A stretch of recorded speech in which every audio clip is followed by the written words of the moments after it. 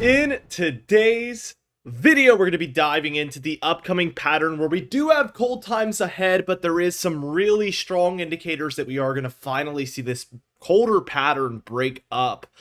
We will see overall the west cool down and the warmth really head towards the eastern states where we've really been colder for what feels like a week or two at least, and we have probably another week to maybe 8, 9, 10 days to go with this colder air. And then we should be kind of game on for a typical, at least semi-typical summer pattern.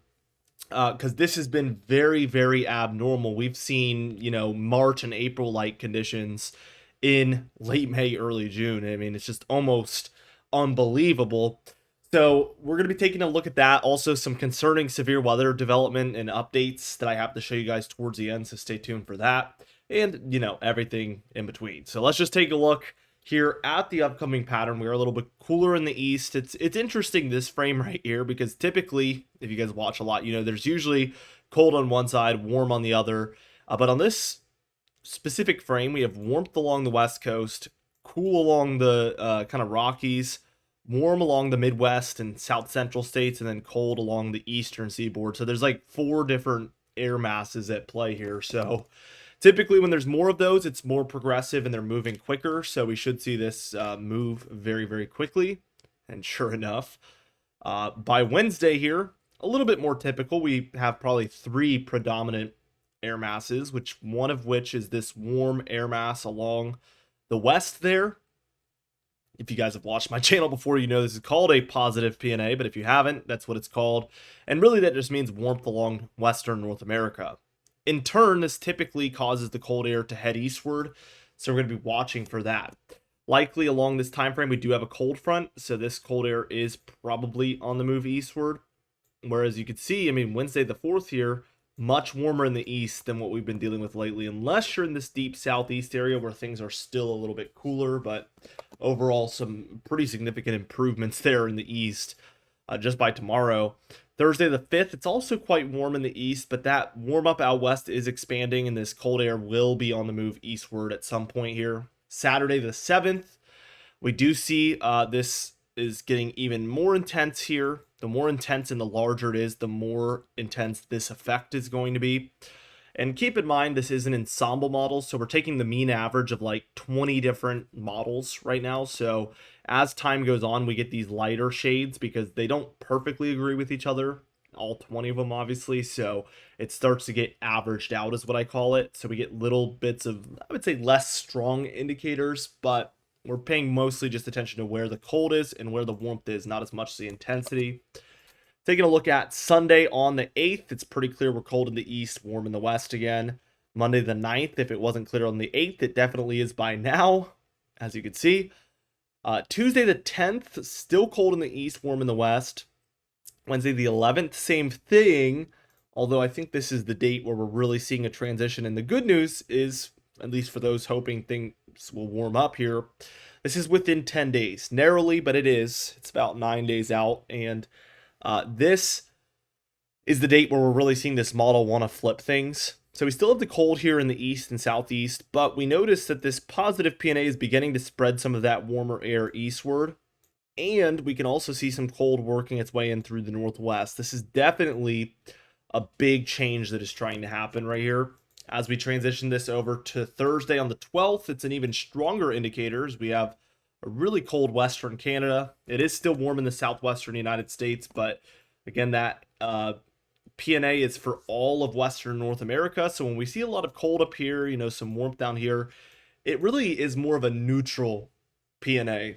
And that's going to allow for at least like seasonable weather to move in. But as you can see, for a lot of the north central and northeastern states, we are warmer than normal here. To find cold, you really got to move further south into the deep south. And as we know, they average a much higher temperature. So these below average temperatures for them is going to be a lot less impactful than it would be up north where things can get truly cold. So it might just be a little bit more comfortable for the deeper south, if anything, really at this point. Looking towards Friday the 13th, we see a continuation of this pattern change, and I'd say this cold is actually continuing to take over the west here, and we're seeing this warmer indicator. It's actually getting warmer and warmer and warmer. So that's definitely worth noting as well. By Saturday the 14th, it's very similar. And really, we continue on the model run. And this is the look for a lot of it. This is 16th, Monday. So we see colder in the west, warmer for the central and eastern states. But look at the end here. Keep in mind, this is 360 hours out. Very, very far out. But maybe this warmth trying to move west again and some cooler air trying to work its way in. As we're working our way towards late June, early July, it would take massively below average temperatures to get us, below at least warm to semi-hot conditions for most states. So it's going to be a lot less impactful if we do see far below average temperatures in late June, early July. That might just mean lower 80s, upper 70s, which as we know isn't that bad. This time of year, since our averages are still a little bit lower, that's why we're seeing some days that are like mid to upper 60s and lower 70s. Temperatures that make it not feel anything really close to summer. But again, this is very far out. So the further out we go, the less it means. And this is right towards the end. So we'll see if this sticks around over the coming days. Looking at the overall storminess, we've been talking about this low developing over the Rockies for a couple of days now. And we're at the point where that's happening actually today. We see some thunderstorm activity occurring here for Texas, Oklahoma, Kansas here. Definitely a very strong indication of some potential severe weather. We'll go over the Storm Prediction Center at the end of the video, of course, and there's showery weather up towards the north. Also, this Gulf moisture down here, we've been talking about that for a little bit. There's this kind of like flow of Gulf moisture and thunderstorms moving in. As we take a look at Wednesday on the 4th of June, what we see is this moisture down here in the southeast kind of expanding. We get this linear, again, area of thunderstorms. We noted this yesterday, but it does become a little bit stationary. And all that means is, like, if we take the frontal boundary and we draw a hypothetical arrow, right, with the warm, humid air, and then we draw another one with the dry, cold air. Now imagine the force from each of these is nearly equal. To be a stationary front, it doesn't have to actually be like literally not moving. It's just very, very horribly moving. So nearly equal pressure from both sides. And what this does is, originally this line would have been moving from east to west, bringing 30 minutes to an hour, maybe 2 hours max of rainfall to a lot of these areas. But what it does is when this pressure is added, we really see the storms start to move from south to north along this line. So we'll draw an arrow there because that's where the storms are really heading. This causes an effect called training, where we really see the storms moving like carts on a train track up through these areas. So for areas like south of Chicago, northern Indiana, Missouri there, these areas are seeing storm after storm after storm because they're getting all of it instead of just that part of the line. So this can create very heavy rainfall situations. Also, bad thunderstorms can occur in this. So that's an interesting effect that we're seeing here. And when we play it, you can see it is kind of moving, but hardly. It becomes very stationary at times. As we transition towards Friday here on the 6th, we see this tropical moisture off the southeast coast. Funny enough, we talked about it yesterday, how this would maybe have some potential for tropical development. And soon after I made that video, the National Hurricane Center came out and I think added a 10% chance of tropical formation there off the southeast coast. So they definitely had their eyes on it as well. It was definitely really interesting factor, and we do see these in June sometimes, so it's not unheard of. But yeah, I'm looking right now on my phone. There's a 10% chance over the next 48 hours of development. There's also a 10% chance over the next 7 days. So the chance is very low, but it is, interesting to look at. We mentioned this yesterday that typically these early summer systems will be weaker, obviously. But not only that, they very, very commonly will move kind of in a direction like this. Sometimes it happens over land. They can be big rainmakers. Sometimes it's off the coast, but typically they're moving from the Gulf towards the southeast this time of year. Don't really know the exact reason for that. I know in this case, it's because we have kind of a trough in this area. So maybe that is the overall premise of why these early season storms move in that direction, is because we typically have a little bit more of a jet stream down in that southeast area. I bet that's what it is. Regardless, I mean, outside of that, we're seeing tons of thunderstorm activity here from parts of the lower Midwest, Ohio Valley, kind of like Appalachian Mountain Range, Northeast area here. Lots of activity by Friday the 6th. Saturday the 7th is mostly the day where the East Coast is seeing a lot of this. We could see from Maine basically down through into Florida and then back west all the way through the Gulf states up the plains. We're seeing many states dealing with thunderstorms here. This is what summertime looks like to me. We see this every single year where there's just chances of thunderstorms almost everywhere, it seems like. Very humid, very hot, and just thunderstorms popping up everywhere. This is an interesting point, Sunday the 8th, because we have this strong low here. Clearly the jet stream looks very intense, at least to this point. Then we see it spread out a lot in some different directions, so it weakens at that point. But this could be a really big threat for severe weather in some of these areas. I know that there's a threat here.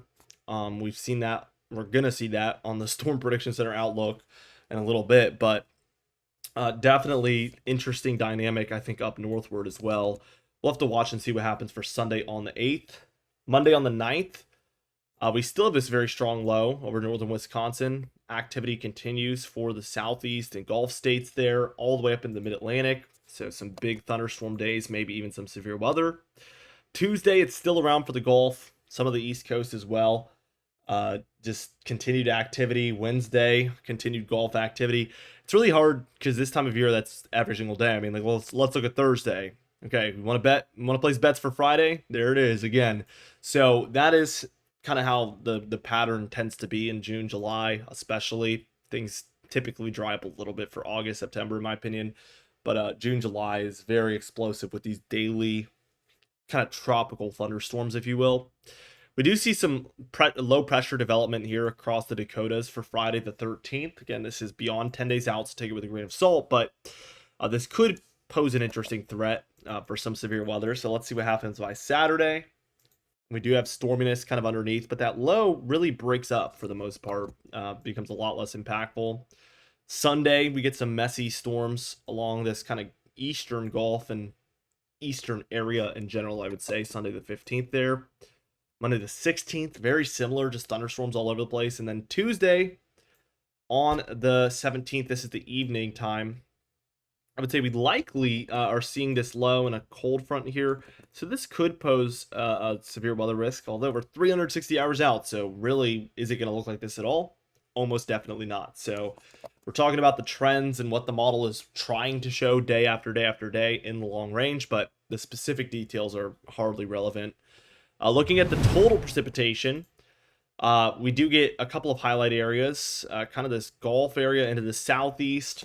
Also, I'd say the Midwest through parts of the plains there. My two highlight areas here.